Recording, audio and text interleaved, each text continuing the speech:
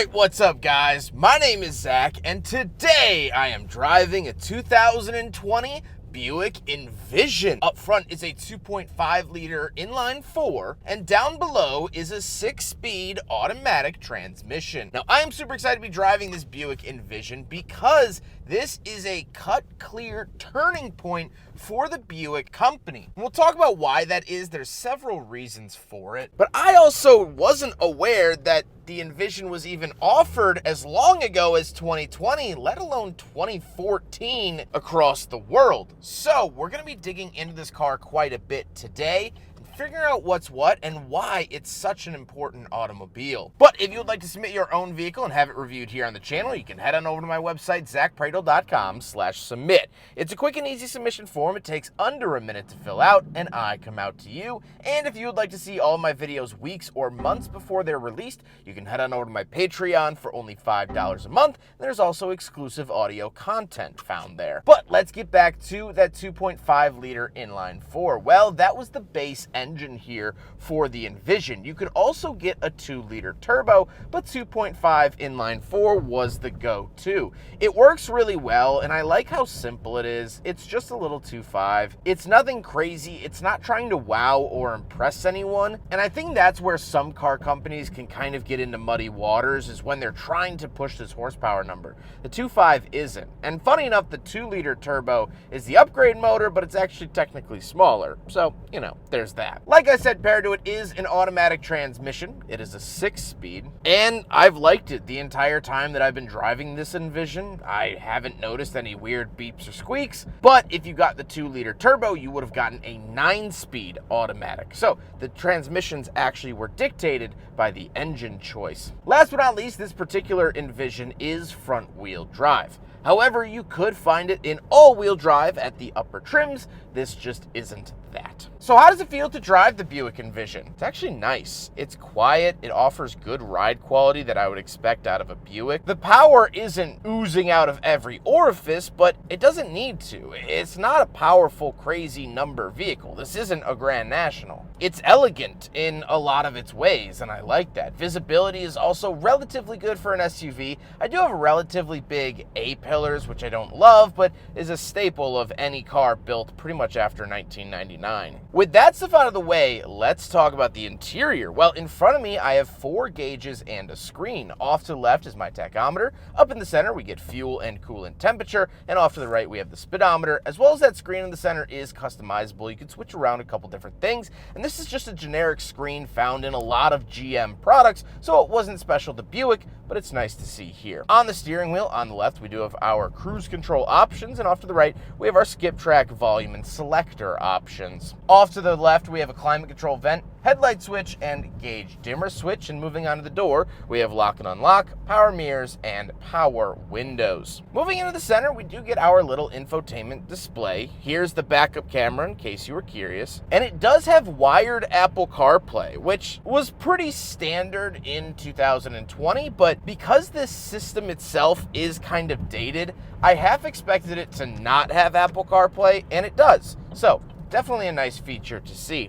Overall, as I mentioned, the infotainment itself does feel a little bit dated. However, this is a 5-year-old system, at least in terms of this car's release, but it's actually way older than that. Off to the right, though, we do get an analog clock. I absolutely love seeing analog clocks in cars. It means a lot to me. It means something more upscale, and I would love to have this as a wristwatch. Down below, we have our parking sensors and automatic start-stop on and off button. We have our hazard switch off to the left and radio controls in the center. Then we get 2 climate vents and our climate controls. We get dual zone climate. I really love the digital readouts that you can see here. Heated seats, of course, and where to send it in the center. This is rather button heavy for the climate controls, but I think it's actually laid out in a really nice way, so I don't mind it nearly as much, if at all. Down below that, we do have a button for our traction control, and off to the left, we have the shifter. Pretty standard run-of-the-mill shifter. Nothing really new there. Power parking brake down below. Cubby at the very back, but then we have our cup holders, so we'll do a big friggin' bottle test, and per expectation, it fails.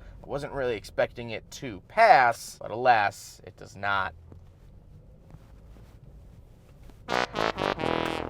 Then we do get a center console and the seats. The seats are a mix of leather and cloth. You can kind of tell the base model-ness of this car from the seats, which normally you can't from a Buick, but you can in this. However, the seats have been comfortable. They just don't look as premium as I would have expected, but they're comfortable, they're nice, they're heated, and on a snowy day like this, that's all I want. However, speaking of seats, we do have back seats, so let's go do a backseat review. All right, so we're in the back of the 2020 Buick Envision, and a couple of things to note. First of all, I'm 5'11", I'm not a small guy, and I fit in here really, really well. That's going to be a big difference and a big drawing point of buying this over the Encore. The Encore, when I drove it, I was kind of squeezed in the back. This I can spread out. I would compare this to an Equinox. I would compare it to the Mazda CX-5, the Toyota RAV4, Honda CR-V, those kinds of vehicles. But we do have 2 climate control vents. We have 2 USB-As as well as a 12-volt outlet. And we do have a center console with 2 cup holders. But the big takeaway is the fact that this is a CUV or SUV, whatever you want to call it. And I fit back here well. I can spread out, I can be comfortable, and with that nice ride quality, this is going to be a good experience for me in the back. And that's just not necessarily a guarantee. Let's hop into the very back. We'll take a quick look at the trunk and cargo space, and then we'll talk about the looks. Around the back of the Buick Envision, we do have a tailgate here. Button in there, and it is a power operated tailgate. Absolutely love to see that because this isn't the highest trim, so good to see that. Once we are back here, we do have handles. This is to lower the second row of seats. We get a little handle here, can pull this up. We have some added storage and whatnot. We don't seem to get a 12 volt. Oh, there it is.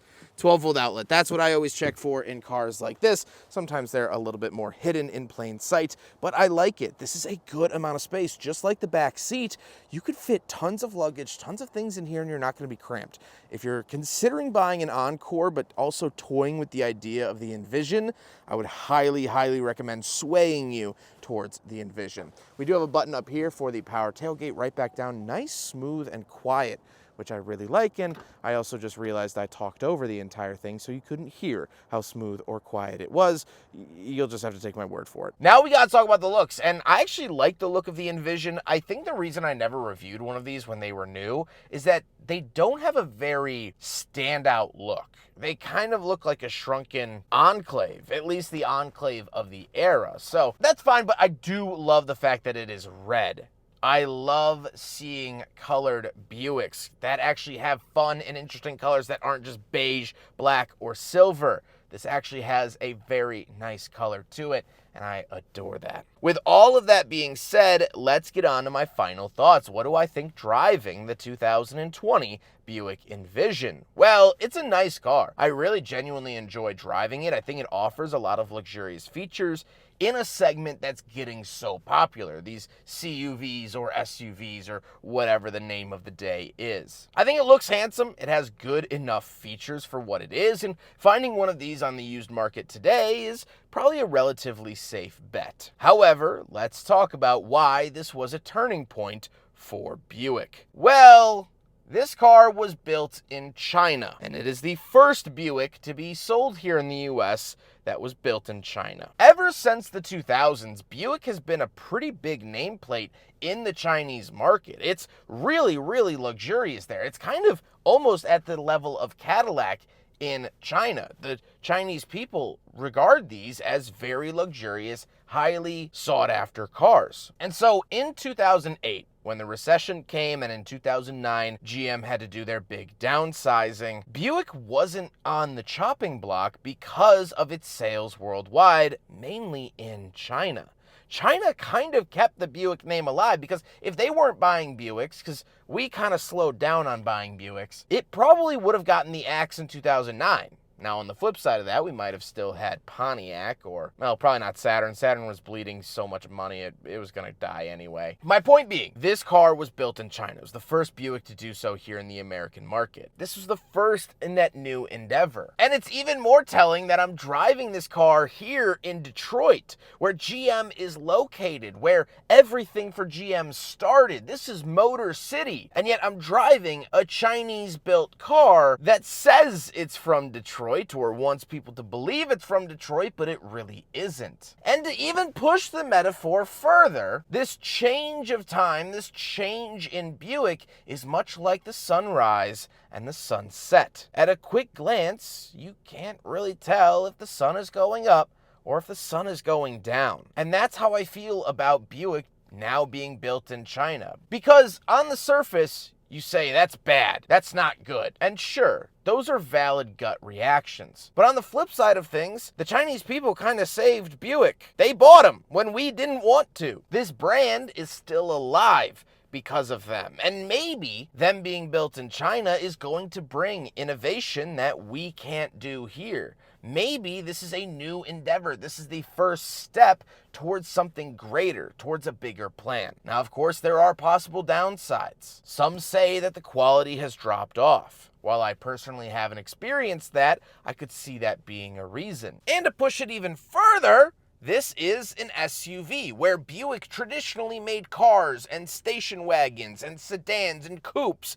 Now, this is another turning point because this is just them fortifying the fact that they are only making SUVs. They do not make a sedan anymore here in the United States. So if you want symbolism, baby, here it is. It doesn't get any more symbolic of modern Buick than driving a Chinese-built Buick SUV in Detroit. I hope you guys enjoyed the video. Huge thank you to Lewis for letting me borrow his Buick Envision for today's video. He's been absolutely wonderful to work with. I appreciate him fitting me in this early schedule here in Detroit, and I look forward to working with him again in the future. But I hope you guys enjoyed the video. Don't forget to rate the video, comment on the video, and subscribe if you really liked it.